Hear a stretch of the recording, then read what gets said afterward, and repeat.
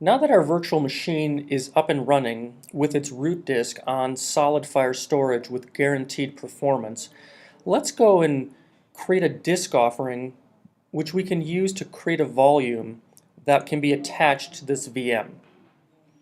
I'm going to go over to the Service Offerings tab, and in the upper middle I'm going to select Disk Offerings from the Select Offering combo box.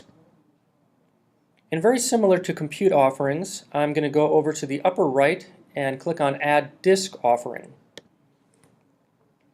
Let's fill in a name, SolidFire Disk Offering 1. SolidFire Disk Offering 1 for the description, along with some number of IOPS. Let's say 5,000 minimum IOPS and a maximum of 10,000.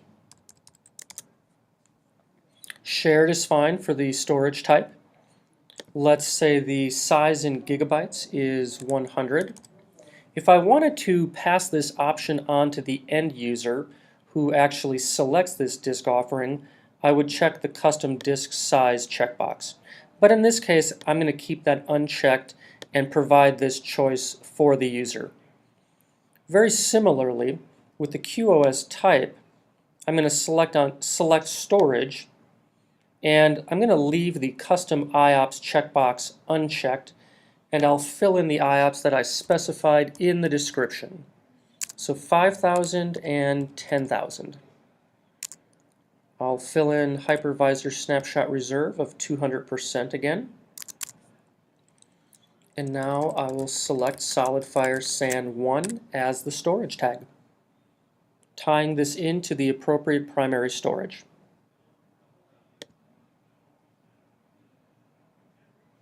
Now our disk offering has been created.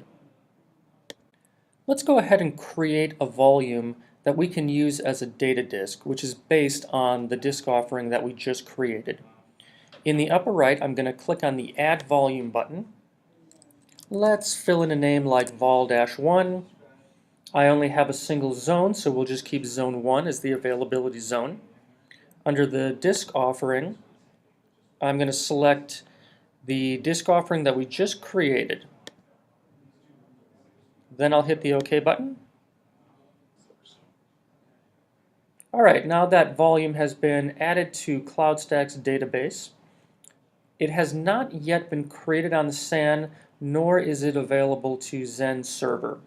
That will happen when we go over, for example, to the Quick View column and select Attach Disk. I only have a single virtual machine, so we'll just leave that as the default selected virtual machine and hit the OK button. Right now, CloudStack is running through orchestration logic to figure out what primary storage can satisfy this particular volume.